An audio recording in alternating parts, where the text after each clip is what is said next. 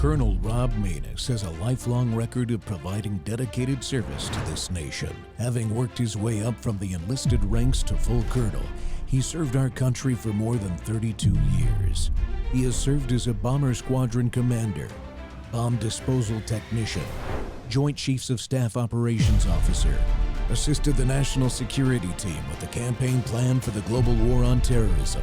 He authored the first theater nuclear war plan and served as the vice commander of America's largest airborne intelligence wing. Colonel Rob Maness is a true American hero.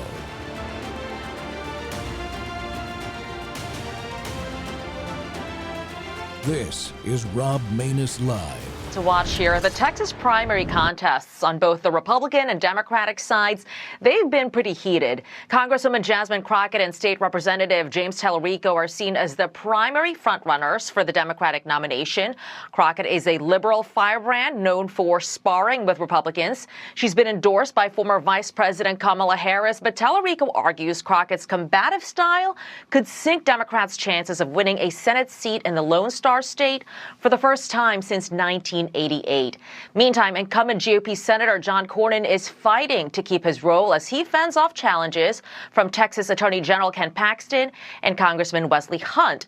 The U.S.-Israeli strikes in Iran now emerging as a new flashpoint in the race. This is the number one state sponsor of international terrorism, so I support the president's strike. We cannot allow an Iran with a nuclear weapon. I think we should trust President Trump, especially when it comes to foreign policy. How many people are going to have to die because this president just decided that he was going to do whatever he wanted to and to ignore our congressional authority? Every dollar that we spend bombing people in the Middle East is a dollar that we are not spending on our communities right here at home. Candidates are also reacting after the shooting in Austin over the weekend, which the FBI is now investigating as a potential act of terrorism. Police confirming overnight that a third victim has died. Arkansas voters also head to the polls, and there's a high-stakes Senate showdown in North Carolina, which Democrats regard as one of their best chances to flip a seat in this year's midterms. Lawrence Ainsley and Brian. Ladies and gentlemen, welcome to the Rob Maness Show, coming to you live from Worldview Tube and our X Spaces simulcast. Well, I tell you what, man, this is a pivotal Tuesday. Today is primary day across those key states like Texas, North Carolina, and Arkansas. Voters are headed to the polls as we speak, fired up to make their voices heard in races that will reshape Congress and beyond, more than likely. But let's zoom in on the Lone Star State, where the themes are crystal clear. Ban Sharia law and throw the bums out. That's right. Texas patriots are rallying around Proposition 10, which is a bold move to explicitly ban Sharia law from influencing our courts and communities. We've got to protect American values, our Constitution, and ensure that foreign ideologies have no place in our justice system. So go on over to bansharia.com to learn more about that and get involved and go vote yes on Prop 10. And speaking of throwing the bums out, the incumbents are feeling the heat. In Texas Congressional District 2, Steve Toth is challenging Dan Crenshaw. That's right, Eye Patch McCain. He may be on his way out. And Toth is promising real conservative leadership without the establishment games. And then down in District 23, Brandon Herrera is taking on Tony Gonzalez, bringing outsider energy to shake things up in a race that has got a guy that his girlfriend, married girlfriend, self-immolated herself while committing suicide over their affair. These races are about draining the swamp, holding these politicians accountable, and putting America first. And I'm thrilled to welcome my friend and our guest today, Kenny Webster, the phenomenal and hilarious Houston radio host and a comedian who's never afraid to call it like he sees it. He's going to give me a whole hour today. Kenny, welcome to the Rob Maness Show, man. Rob, thanks for having me on, brother. It's a fantastic time to be here. Longtime fan, proud to have supported you over the years, and I love what you've been doing with this show. Yeah, we appreciate it. Hey, let's just start off by talking about this Senate race for Cornyn's seat there. What's really going on? We saw the little Fox News pitch there. I mean, they're even painting Crockett as a normal type person instead of the whack job that she is. Okay, let's start with Jasmine. Jasmine's not running for Senate. Jasmine is auditioning to be on The View, which is great. She's going to be a great replacement for Whoopi Goldberg. She has that fresh energy. I think we're all going to love that. James Tallarico, if you're not familiar who he is, he's kind of like if Beto O'Rourke was a suspicious child youth pastor that you don't trust. He takes things out of the Bible and sort of distorts them to create liberal talking points. I don't know if you've ever seen him on TV before. He'll find a verse in the Bible and he'll say, "This is proof that God supported abortion." And I don't know if you're aware of this or not, but there's nothing in the Bible that supports abortion. It's really the opposite of that, as a matter that God really doesn't want you to murder unborn babies, but that's neither here nor there. John Cornyn, I know, Rob, you and I think you and I became friends a decade ago because of our disdain for Republicans like John Cornyn. John is this guy who will argue, he'll brag, he's like, "I always vote with the president." And that's true. What he doesn't mention is it's any president, Barack Obama, Joe Biden, he'll vote with. He's the reason that there are drug-addicted people lining the streets of Washington, D.C. He's the reason that we fund transgender puppet shows in Burma. And then you have these other two guys in the race, Wesley Hunt and Ken Paxton, are both a great example of what the new right is. And I know your viewers, much like my radio listeners, are kind of torn on these two guys. And to anybody watching this that hasn't got out and voted yet, maybe you're listening to us in the car, watching us at work, and you're planning on voting after work, I will tell you right now, I think they're both great candidates. I think Wesley Hunt is probably the best lawmaker that Texas has in the House right now. I think Ken Paxton is probably the greatest attorney general of the 21st century, any state. I find a lot of the attacks on these guys to be pathetic. But if there's going to be a runoff no matter what, it doesn't matter. There's 8 candidates in the Republican primary alone. Vote for either one you want, as long as we keep Cornyn below 50%. A vote for Wesley Hunt or a vote for Ken Paxton is a vote against the swamp.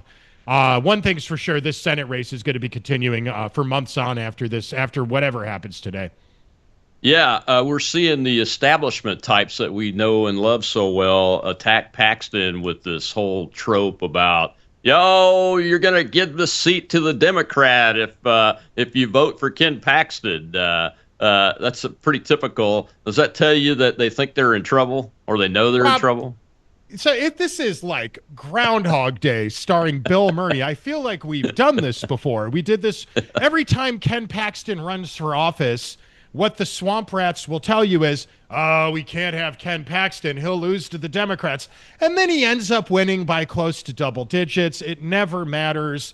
It is always a bold-faced lie. But I will say this. Here's what should really concern people right now.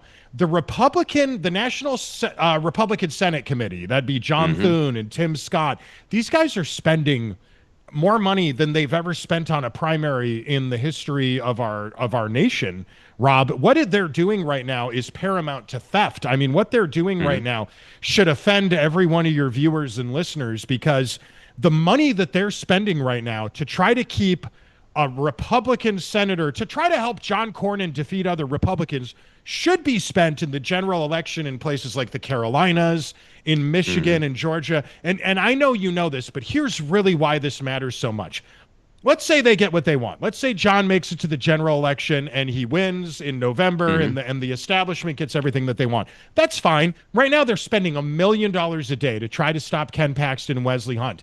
And these are finite resources that we have, Rob. You and I both know that is not a barrel. That it's not a bottomless pitcher of mimosa. And eventually they're going to run out of this money. And if for some reason we lose the House and the Senate in November, and they vote to impeach Trump, you could blame John Cornyn, you could blame John Thune, and you could blame Tim Scott. And why they're doing this is anyone's guess. Anybody out there that's ever donated money to the National Senate Republican Committee or the National Congressional Republican Committee is getting punched in the jejunes right now when they realize that money does not go towards stopping Democrats. It goes towards supporting the establishment. Yeah, I'm glad you brought that up. You know what the number is, the total? $69 million so far. I saw an interview with Paxton about 24 hours old, and he was saying Cornyn himself has spent $40 million, but the other guys have spent $29 million for a total of $69 million to get this guy keep this guy in, and he's hated. I think I just tweeted out a little bit ago that we got to get the NRSC and the NRCC to reprioritize so they're not just incumbent protection rackets. That's what's really going on. We've experienced that. We did it. They even did it with Bill Cassidy, and he wasn't even an incumbent at that time. They just liked their Democrat to have on the Republican side. They had to pass a Rule 11 to do that, right? Yeah, and that's how you and I became friends years ago. Was the Bill Cassidys of this world. I enjoy John Kennedy. I think he says a lot of funny things on TV. He doesn't always vote the way that we want him to, sadly. They can't all be Ted Cruz. They can't all be Mike Lee. They can't all be Rand Paul, sadly. And, we'd really like to see another guy in the Senate like that right now. John Cornyn helped us pass these red flag laws. John Cornyn helped pass every swampy omni-budget bill for the last 25 years. When John Cornyn got into office, I think I was in elementary school, if I'm not mistaken. And to put that into perspective for your viewers, I'm a man in my mid-40s now, Rob. We don't need... John, thank you for your time and your service. We're done with you, my man. It's time to move along. And, this is all downstream from open primaries. If we had closed the primaries in Texas, we wouldn't have a John Cornyn. We wouldn't have a Governor Abbott. We wouldn't have a House Speaker in Texas who every Democrat votes for, even though there's an R by his name. And, as great as Texas is, it sure ain't perfect. And it's just little things like this that we could do to fix it. Yeah, I'm glad you brought up the primaries. I think, there are 10 or 11 states, Republican states still, that have an open primary. I'm in Mississippi now. We have a primary system similar to yours where Democrats can come in and vote, just ask for a Republican ballot during the primary and vote, and then go vote in the runoff. That's crazy. Yeah, Why do we want to let them make that decision? You don't. You're a football fan, Rob. Who you a big fan? What college team are you into? Called Ole Miss. Okay, would you want Alabama's coach to pick the starting lineup for Ole Miss? Because that's what the open primaries are. That's what it is. Would you want your ex-girlfriend to decide who your next date's going to be with? No, you would not. Would you want the landlord who evicted you over asbestos issues to choose the next place where you live? That's what open primaries are. That's what it is. It's letting your enemy pick your team. It doesn't make any sense. Now, look. Anybody could join any party they want. This is America. That's the beauty of it. It's not like we're talking about Bohemian Grove here, the secret society, the Illuminati. You want to be a Republican, all are welcome. Men, women, they, thems, we don't care. As long as you have, maybe not they, thems, but as long as you have reasonable positions about supporting the Constitution and low taxes and gun rights and freedom of speech. We just don't want you to show up on Election Day, look at the ballot and say, I guess I'll be a Democrat today. It's very problematic. I know it's hard to believe, but the Houston Chronicle, as liberal as they are, they occasionally will publish my op-eds. And just today, they published an op-ed that I wrote about this very topic. And Governor Abbott has spent millions of dollars trying to keep the primaries open, because when you're a liberal Republican like a Governor Abbott or a Dan Crenshaw or a John Cornyn, you know that open primaries are part of the reason why you get to be in a candidacy, that you're letting the enemy decide who is going to go to war for us, figuratively speaking. And I find that very problematic, Rob. Yeah, say in Mississippi here, it's Republican state senators. They won't let the bill even breathe. They did away with the Trump school choice policy bill that was tried to push through the House and got to the Senate, and they killed it in 90 seconds, no debate. They did the same thing, I think, with closing the primaries down and those kind of things. Heck, they won't even let us have our ballot initiative back, Kitty, and because the Supreme Court decision said, well, you only have 4 congressional districts, and this law says 5. You have to have 5 in order to do this. The senators won't even let it out. It's absolutely, and they're Republicans. That's what's really atrocious about this. You would think that the Republican National Committee and the state Republican parties would be able to do something about this and make these changes that we're talking about, but it just never seems to happen. Well, we got to take a real quick break. When we come back, I want to talk about Prop 10, get your take on what's really going on with Muslims and Islam in Texas, because we see a lot of media, even on the independent side especially, about this issue. And Proposition 10 is to ban Sharia law. In Texas, what the heck's going on? We'll be right back with Kenny Webster.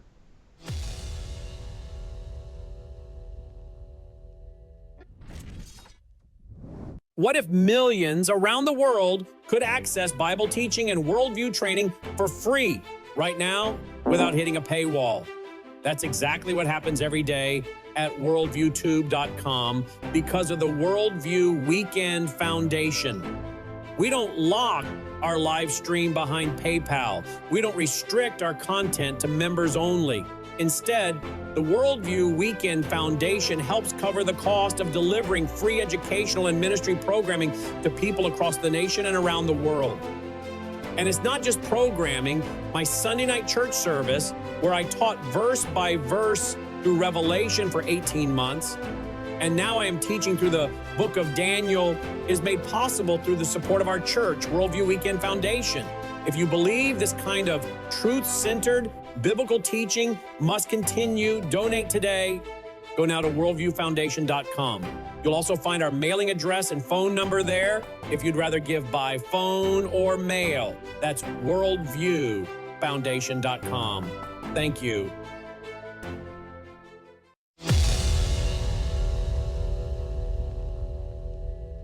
Texas is literally turning into Europe, and not in a good way. I'm talking about the Islamification of Texas. If you don't already know, over 40 mosques have opened in the Dallas area alone in the past 3 years. They tried to do that Islamic city where basically they had Sharia law and everything, their own little Islamic city in Texas.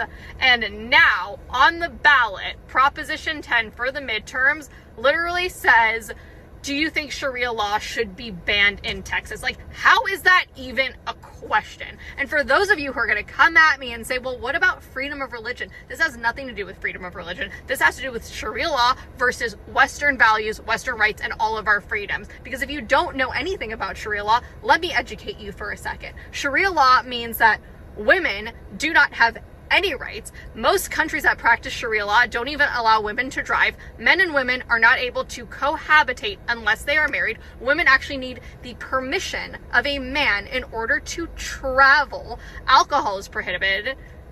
Pork products are prohibited. So all of you Texans who love eating your bacon, well, there goes that. So much more. This isn't about religious freedom. This is about Western values, our freedoms as Americans versus Sharia law, which literally is the opposite of that. Sharia law does not want us to have any freedoms. They want to control us. Women have to be covered head to toe. I like to walk around and be free. I don't know about you. Basically, vote yes on Prop 10. Welcome back to the Rob Maness Show. It is Election Tuesday here on March 3rd in several states, and we're talking to Kenny Webster out of Houston, a radio personality and a great comedian, by the way, out of Houston, Texas, at that part of the state. And Kenny, I couldn't pass up that cold open video because she says based in Malibu on her call sign, so I'm thinking immediately, wow, I finally found a liberal white American woman that understands what reality is when it comes to something like this. Yeah, it's pretty amazing that we're even having this discussion right now. But as somebody that follows Texas politics pretty closely, over the past decade, we have more than once had this issue where we learned that there are Sharia courts in and around Texas. And it's not that, I think most reasonable people understand, at least for the time being, it's not like there's enough of these people to circumvent or override Texas law. But just looking at raw statistical data, just looking at the numbers of these mosques growing up in our community, they seem to be rapidly growing and appearing very quickly. And this is problematic because we're voting for with these people. We don't want to be Dearborn, Michigan. You know, we don't want to be Little Somalia, which is obviously Minneapolis. We don't want these things in Texas. Sadly, it's happening. There's a place in Texas called Epic City. Epic stands for East Plano Islamic Center. And it's exactly what it sounds like. It's a community where they want to have Sharia law. And look, we're just saying, if that's something you're attracted to, move to Michigan, move to Minneapolis, or maybe just stay out of America. Yeah, maybe move back to Somalia or Iran. I hear that they love Sharia law there. You could go there all you want. So I know the governor signed some kind of order or bill not long ago saying that the Muslim Brotherhood was a terrorist organization, those kind of things. A lot of these mosques are backed by the Muslim Brotherhood, these Sharia courts we keep hearing about. They're doing like civil type actions. I think I read somewhere there's like in the tens of thousands of decisions they've made, and they're up around the northwest side of Dallas, is what I could tell from what I could tell. But why does the Texas need to vote yes on Proposition 10 to actually ban Sharia law if the governor's already taken these actions? Is there something else going on? Okay, well, a lot of reasons. It's nuanced. It's like a plate of nachos. If you remove the jalapenos, it's still a plate of nachos. It's great that the governor's done this. Right now, there are lawsuits happening. One of the groups that's involved in these lawsuits, one of these groups that was declared an Islamic terror group, or a group that supports Islamic terrorism, is CAIR, C-A-I-R, the Council for Arabic and Islamic Relations, which, sadly, Rob, they have offices in every major city in Texas that I'm aware of. What if millions around the world could access Bible teaching and worldview training for free right now without hitting a paywall? That's exactly what happens every day at worldviewtube.com because of the Worldview Weekend Foundation. We don't lock our live stream behind PayPal. We don't restrict our content to members only. Instead, the Worldview Weekend Foundation helps cover the cost of delivering free educational and ministry programming to people across the nation and around the world. And it's not just programming. My Sunday night church service, where I taught verse by verse through Revelation for 18 months, and now I'm teaching through the book of Daniel. Welcome back, ladies and gentlemen. This is Rob Maness on the Rob Maness Show live on Worldview Tube. We had some technical difficulties. Everything's shut down. Look, folks, we're in a war with Iran, and they do have some pretty good cyber attack capabilities. Wouldn't be surprised if there's some type of cyber attack activity going on. My guest today is Kenny Webster, radio show host and comedian out of Houston, Texas. We're talking about the primaries in Texas, and we were talking about Sharia law and the Proposition 10 that has to be passed to fully ban Sharia law. Kenny, are you back with me? Yeah, it's an interesting thing, Rob. Iran says they will never surrender, but remember, the Patriots said that during the Super Bowl, and look how that ended. So here we are. There you go, man.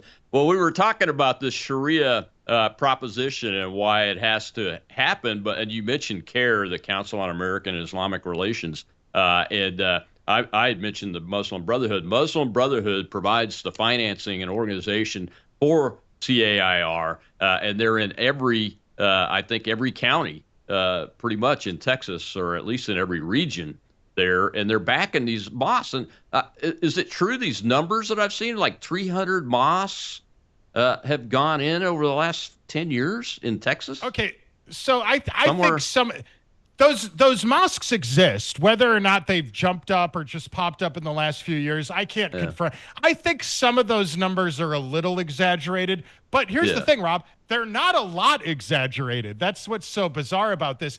Texas has a very seductive entrepreneurial climate. If you, regardless of what your religious beliefs are, if you're looking for somewhere to take your money, if you're looking for somewhere to go invest in infrastructure and business and somewhere to move your family for basic religious freedoms, I get it. As a Muslim, Texas is a very enticing move. But what we don't want are some of the policies that come with Sharia law, corporal punishment for what they call hadud crimes. These include amputation of limbs for theft, death penalty for ridda, they call it, leaving Islam or converting to another faith, blasphemy laws. Look, I'm a Republican, lifelong fiscal conservative. Rob, I'm something of a social moderate. I want women to be able to wear bikinis and things. I think that's great. And I don't want to live in a society where we encourage or punish women for dressing that way. And, one of the things that I'm sure you've seen with what's going on in Iran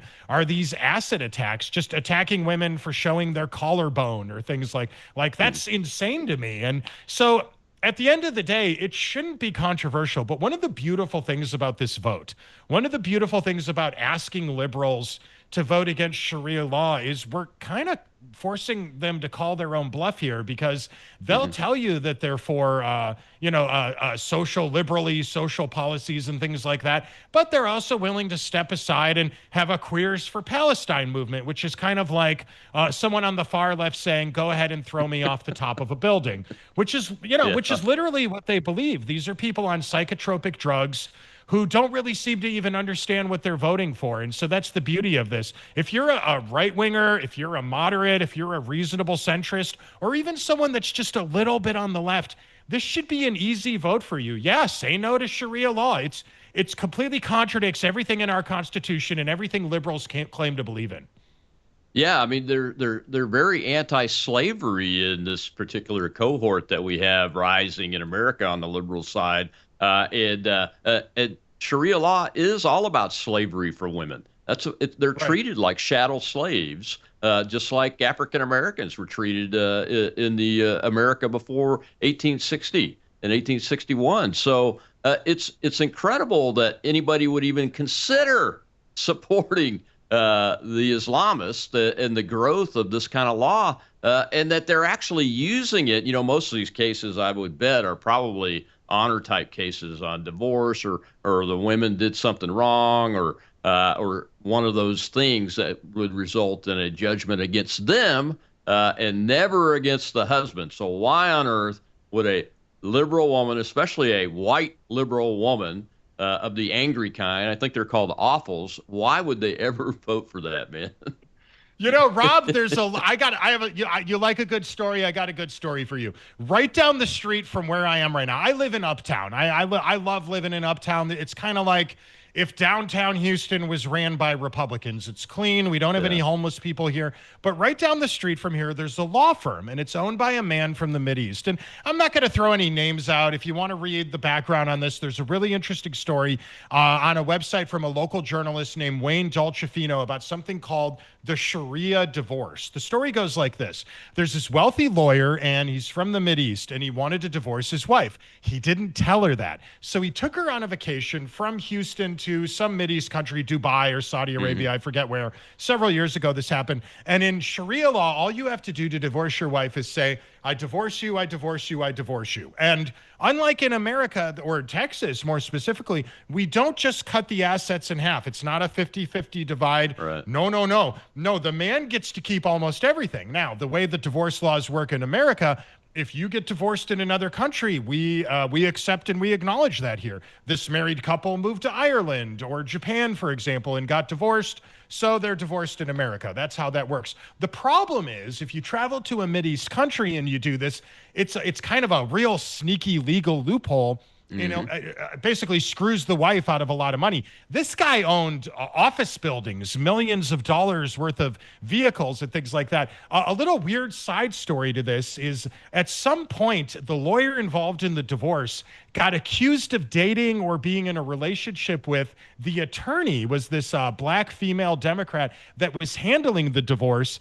And it's like, hey, hang on a second here. You can't be dating the judge in the case. It's a crazy news story that happened several years ago, and it was a footnote in the news here in Houston, but it's just one example of how liberal women really don't want what they're voting for. But weirdly, this is a demographic of people who seem to be on a lot of mood-stabilizing drugs, particularly the younger white liberal women. They said something like more than 60% of them have been diagnosed with a mental health disorder, and the vast majority of those women are on some kind of a drug that's supposed to stabilize their mood, which begs the question, Rob, unlike conservative women, these are not stable people. Should you be legally allowed to vote if you're too emotionally unstable to function in society without chemical enhancement? I think it's a good question to ask.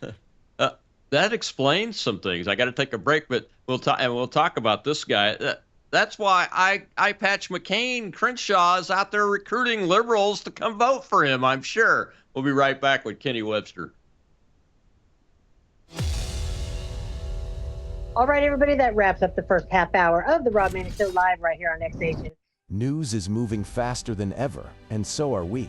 Worldview Tube brings you 24/7 live stream coverage, and now, real-time alerts when it matters most. Once you have the Worldview Tube app installed, exit the app and navigate your way to settings. In Settings, locate the tab labeled Notifications. Select the Notifications tab. Scroll down until you locate the Worldview Tube app icon. Select the tab, and here you can turn on and customize your notification experience for the Worldview Tube app. News doesn't wait, and neither should you. Turn on push notifications to stay informed. Every headline as it happens.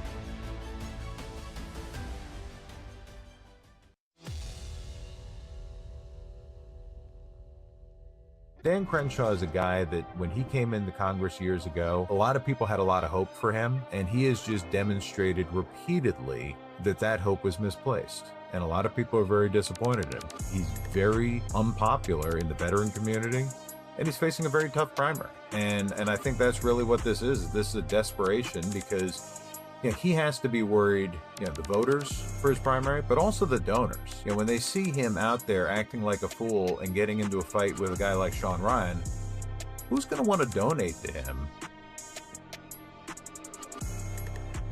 Welcome back to the Rob Maness Show. It's Texas primary day along with North Carolina. Hey, North Carolina 11, did you go vote for Green Beret retired Adam Smith yet and kick that incumbent out? Look, man, my guest today is Kenny Webster from Houston, Texas, a great radio talk show host. He gets published in the Houston Chronicle, man. I don't know how many thousands of dollars you had to pay those liberals to publish you, Kenny, but that's funny. And he's a great comedian, man. All right.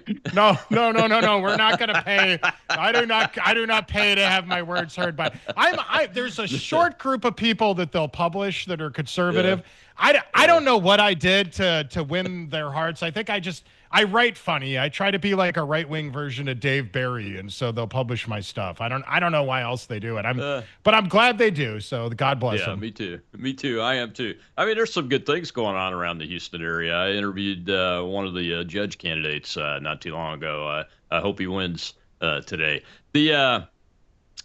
So Eye Patch McCain. That's what I call him because he's like John McCain, a traitor to the Republican Party. A traitor to the base voters, in my opinion. And I think the people in Texas are not liking him in that district. What is his problem? Rob, to understand the controversy of Dan Crenshaw, it involves a short history lesson. Back before the pandemic, Dan Crenshaw ran for Congress. And you got to understand, at the time, we didn't know anything about Dan Crenshaw. He was a military veteran. He's a Navy SEAL. We thought it was cool that he had a war injury. He was a young guy. He seemed energetic, and we didn't really know Dan yet. He was running at the time against this woman called Kathy Wall. Now, we did know who Kathy Wall was. Kathy Wall was like a cartoon character. She sounded like she had a high-pitched voice as though she just sucked down a balloon full of helium. There used to be these ridiculous TV ads where they would get a guy with a voice 3 octaves lower than yours to talk, and then at the end you would hear Kathy Wall's voice. And the commercials would go something like this. It would say, Kathy Wall's Texas tough with mean green red dirt Texas grit. She's going to defend gun rights and free speech. Vote Kathy Wall for Congress. And then you'd hear her go, and then, hi, I'm Kathy Wall. Vote for me. And it's like, what? Who is that voice at the end? Is that Minnie Mouse? And no, that was Kathy Wall. Kathy was somebody who pumped a lot. She had a lot of money, but she was donating money to the wrong candidates. So it was easy to see who she was. And we didn't know much about Dan Crenshaw. We just liked that he wasn't Kathy Wall. So as you know, he ends up winning the primary. And it happened in a district where, some of these districts, like in congressional districts that are very red, you've just got to win the primary, and then you coast right in the general election. Well, that's the kind of district District 2 is. So shortly after that happened, Pete, what's his name, on Saturday Night Live, a stand-up comedian who dated Ariana Grande, right, comes out and he's making fun of Dan Crenshaw's eye patch. Well, as Texans, we did not like that. And again, we didn't know that much about Dan yet. He hadn't really even voted yet. We just knew this liberal institution, a Saturday Night Live, was mocking him for his war disability. We didn't like it. And overnight, he went from being a local politician to a national celebrity. Well, now you've got him doing guest appearances on home repair shows and, appearing on ESPN and transcending political media. And suddenly people that didn't really know who he was seemed to like him. And then he started to vote. Then he started to vote for the $500 million vaccine database.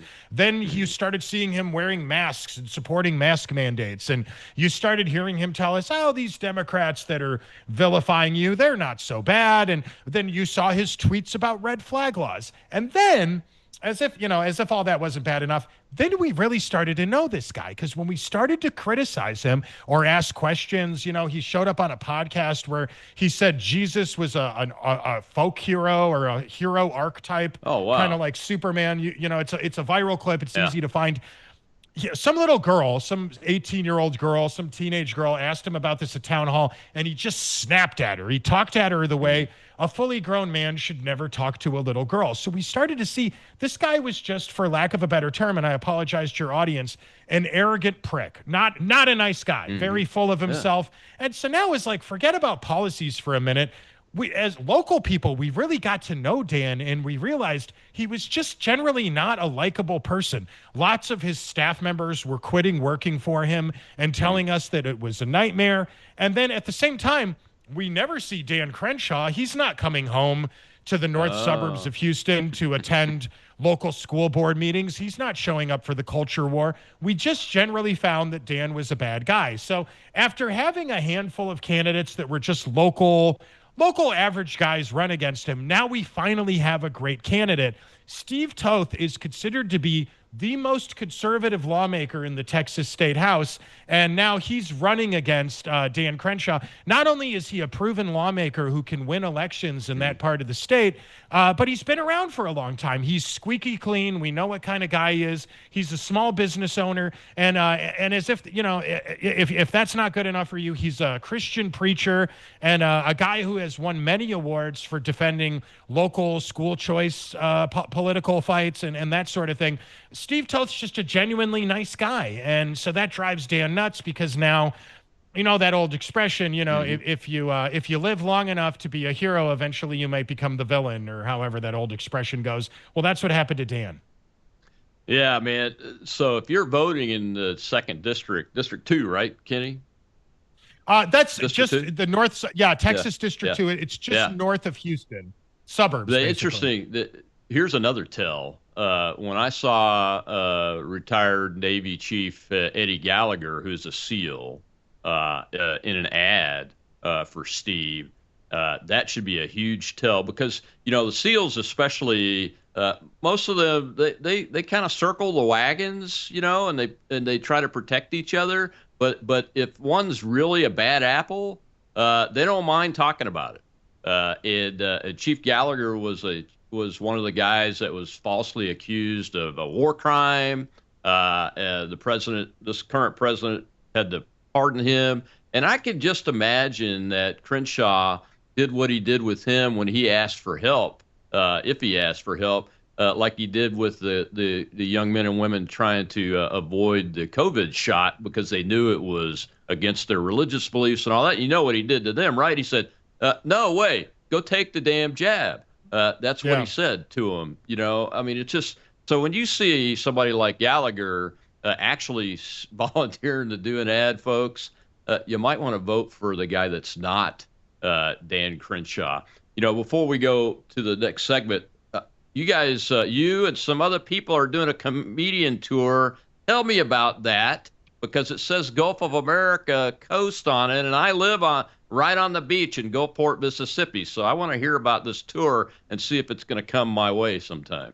Well, thanks for asking. We'll be in Denham Springs this Saturday night at a place called Southern Rhythm. I generally it's like having the cheat codes to a video game, Rob. I only do stand-up comedy in the cities where I'm on the radio on the weekends. So I do go to places like Memphis and Gulfport, Hattiesburg. This weekend we'll be in Denham Springs, which is a suburb of Baton Rouge. But this, it's me, Jesse Payton, Alex Stein, you may be familiar with, is involved in a lot of these shows. Chad Prather. They're just a lot of right-wing comics from Houston and San Antonio and Dallas-Fort Worth area. We love America. We consider ourselves to be, liberty Republicans, MAGA Republicans. And I will tell you, it's a little R-rated, a little PG-13. We tell dirty jokes. It's okay. God forgives. I'm a good Catholic boy. Go to church on Sunday. He'll forgive you for listening to dirty jokes about Hunter Biden and Kamala Harris. But we got into some controversy recently. The House of Blues booked our comedy show Friday, June 12th. It's going to be 1 block away from the Texas Republican State Convention. It's a huge convention, and local liberals became outraged over the fact that we booked this comedy show. They're trying to get it canceled. It's me and Alex Stein and Jesse Payton. Tickets are available right now. There's an article about it in the Houston Chronicle. There's 2 articles about it in the Houston Chronicle. And it's 1 block away from the George R. Brown Convention Center. The Texas Republican State Convention is the biggest convention that happens at the George R. Brown Convention Center. The second biggest convention they do there is the National Knitting and Quilting Convention. So if there's a stand-up comedian out there that's upset about our right-wing comedy show, and you have a quilting-themed comedy show that you'd like to book at the House of Blues, hey, that's print to mint. I'll see if I could get it booked for you. That's fantastic. Now, you are you still on the Walton and Johnson show? Because that's transmitted over in our direction. I hear it on occasion. I've been co-hosting. I've been the executive producer of the show for most of my adult life, and I've been co-hosting the show since John Walton passed away in 2019. So we're now in our 7th year together. It's me and my good buddy Steve Johnson, Billy Ed Hatfield, Mr. O. We're on a lot of classic rock stations and talk radio stations around the South. It is considered to be right-wing political satire. It is tongue-in-cheek. We're on a lot of stations that play great rock bands like AC/DC and Metallica, but we're also on a lot of talk stations that have shows like Clay and Buck, Glenn Beck, Michael Berry, and Jesse Kelly. So, you know, it's a lot of men, conservative, right-leaning men in the South listen to the show. Millions of them every week. And Rob, we were very proud to have endorsed and interviewed you over the years, and we continue that great tradition today. Same kind of programming we've been doing for years. Yeah, if you come this way, I will throw an event for you guys, number one. So keep that in mind. Make sure you call me. But we got to take a break right now. In the last segment, I want to dive into this Tony Gonzalez race, because the AK guy, I think, is going to beat him. I don't want to get Kenny's take on it, because there is a lot of material to work through with this Gonzalez guy. I'll be right back. Kenny Weather.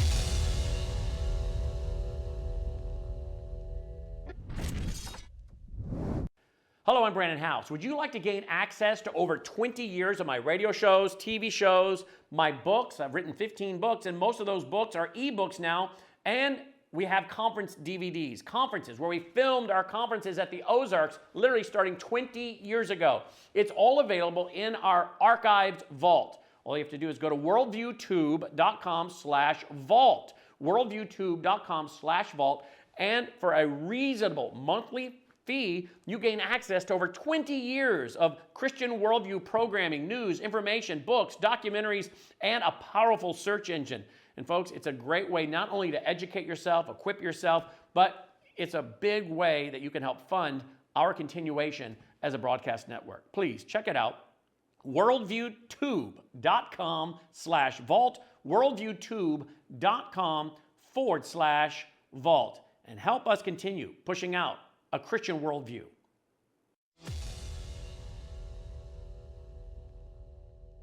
Text messages and former staffers confirm Tony Gonzalez had an affair with his married employee who killed herself after Tony cut her off. An affair funded by taxpayer dollars. An affair that Tony publicly denied and lied about. An affair that puts Republicans at risk of losing the seat and handing control of Congress to the Democrats. That's a risk we can't afford. In the March 3rd Republican primary, vote for the pro-Trump Republican who can keep this seat. Brandon Herrera. Welcome back to the Rob Maness Show. We're live on Worldview Tube in our X Spaces simulcast. And my guest today is Kenny Webster, great radio show host out of Houston, Texas, and a comedian, a little bit on the right wing. And Kenny, this race, I got a question from my live audience waiting for us, but this race, a little bit on the right wing. There's a lot of material on this race, man. That's why I saved it for the end. What is up with Tony Gonzalez, man? I mean, it's crazy. Brandon, Rob, to suggest that I'm a little bit on the right wing would be like saying jalapenos are a little bit spicy, but I know you know that. Let me just say, this story with Brandon, as excited as I am about Steve Toth, as excited as I am about Wesley or Ken Paxton defeating Cornyn, The story of Brandon Herrera could make a great movie someday. It's just fascinating what happened months and months ago. I'm close personal friends with a very controversial journalist in Texas named a different Tony named Tony Ortiz, currentrevolt.com. Rhino Republicans, liberals, corrupt politicians, they hate Tony Ortiz because he exposes them. He's a very funny journalist, but he's a very good journalist. Probably 6 months ago, Tony Ortiz published this article about how Tony Gonzalez had a mistress and that she committed suicide by lighting herself on fire, something called self-immolation. We've read this story on the Walton and Johnson show. We shared this story on the radio all over the country. And at the time, Washington, D.C. insiders who I had personal relationships reached out to me and they're like, Kenny, you got to be careful about telling this story on the air. It's not true. You're going to get sued.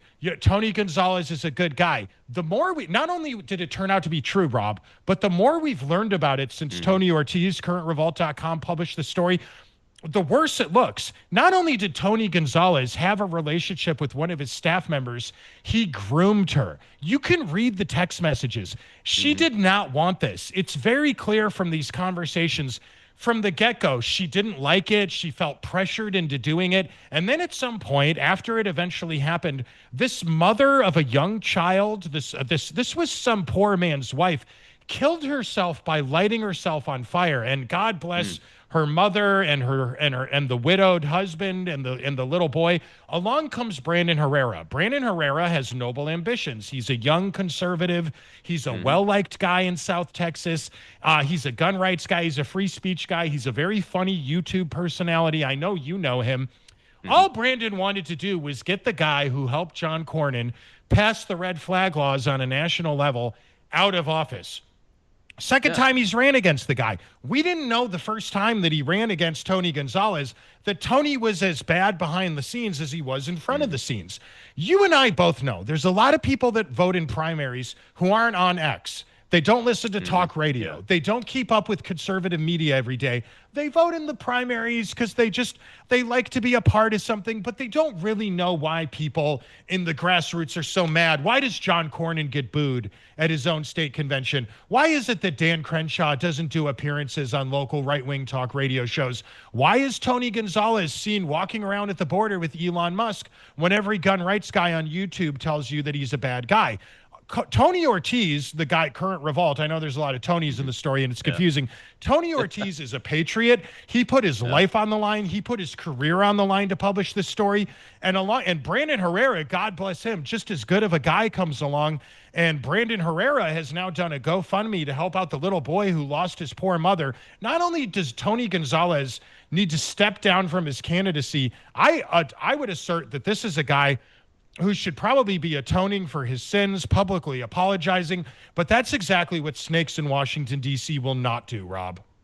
Yeah. And I saw a short walking hit with him, media hit with him, I think it was from the last couple of days, where the guy asked him, hey, do you have any comment about these text messages? And this woman that you had an affair with burned herself to death and committed suicide. And the guy just looked at him and said, I don't comment on that kind of stuff because there's an investigation. The truth is going to come out. So he's out there saying, you haven't heard everything. And I mean, it's pretty clear when just the few text messages that I have had my hands on, it's really clear with witnesses that are credible witnesses. It's not just the husband, the poor man whose wife killed herself. That has these text messages. It's staffers and those kind of people. And this guy, man, I tell you what, he is something else. And he passed red flag laws too. Well, we got a question in the live audience, Kenny. Let's go ahead and take it. Go ahead. Shell is our hostess over there. Go ahead, Shell. We have Rick, sir. Can I speak now? Is it good? Yeah. Yes, Rick. Ask your question. Okay. You have the guy, Dan Crenshaw, y'all was talking about earlier. I seen a video of him denying there was any election fraud. And I'm thinking, if he's too dumb not to realize how much election fraud there is, then we don't need him. And then he went on about the vaccines. I like, oh my gosh, how did this man ever get elected? And how did he ever get reelected? But yeah, once I heard him, I believe it's Bobby Python or I can't Pitton. There was some guy confronted him on a YouTube video, and he's like, "Oh, there's no mass election fraud," and I'm like, "Man, you're just clueless." So yeah, what's your question? But anyway, thanks for allowing me to come up and speak. Okay, No, I just make that statement, but all right, I appreciate it. I just thank you very much. I know you follow the election fraud stuff, and I just want to share that opinion. And what do you think about the election? All right, thanks. I appreciate it. Yeah, Kenny, I mean, there's a lot of debate about the election fraud, but there's some pretty clear facts that have been shown now. At this point, it's hard to deny it. Yeah, there's a lot of little cases of this, Rob. And, every election we hear the same thing from the left. There's no such thing as election fraud. And then lo and behold, this woman gets exposed by Project Veritas over in San Antonio, ballot harvesting happening all over the state. These things, even in a state like Texas, where we have voter ID laws, where we've taken certain efforts to prevent voter fraud. And then, lo and behold, after passing these laws and auditing the election, we do find that there are cases like this that exist. And if it's happening in Texas where we're actually trying to expose it, which it most certainly is, there's many proven cases, I've got to assume that it's happening in blue states where they're trying to cover it up. Oh, absolutely. A good friend of mine, he passed away last year, is the guy that Texas hired to do the analysis of the software for the digital voting machines of a certain company whose name I'm not going to say, but everybody knows who I'm talking about. We know. And he gave me a copy of the report and talked me through it. He was an Air Force lieutenant colonel, retired, but he's a computer programmer. I mean, this guy's written software for space vehicles, Mars rovers, aircraft, and those kind of things. And he did the analysis of it and told the Texas government, don't buy this because it's full of vulnerabilities. Absolute vulnerabilities, all the way from being able to get in wireless to being able to go through the code backdoor, putting the USB stick in that has self-loading code in it and have malicious code in it. So there's a long way to go that we have to secure elections, and people are right to still be concerned about it, I think, and keep pushing it. Yeah, it makes you wonder why they don't pass the Save America Act. It's so obvious right now. Back when they overturned Roe v. Wade, a lot of people asked why the Democrats, when they controlled the whole government, why don't you just pass a lenient abortion law, pre-heartbeat, something. I'll bet at the time the Mitt Romneys, lawmakers in like Lisa and Susan and all these left-wing senators would have voted for it. The Democrats didn't want to do that because they wanted something to campaign on. Voter ID laws are that for the Republicans. We could do it right now. We could pass Save America Act, but John Thune and Tim Scott know that if we pass it, then they don't have anything to talk about next time they're up for election. They don't care. To them, if they wanted to pass this, they would do it right now. There's a reason why they're not doing it, Rob. Yeah, why do you think they're so arrogant? I mean, it's so obvious and common sense when you look at the blue states that don't have voter ID law, they win in presidential elections. And when you look at the states that have voter ID law, generally the opponent wins. So, I mean, why are the Republicans so arrogant about this? It's very difficult to understand. You think it's all about money? Because everything's about money and power. But at the end of the day, John Thune and Tim Scott and John Cornyn, they don't really care if they control the political party. They just want to stay in office. They want to fundraise.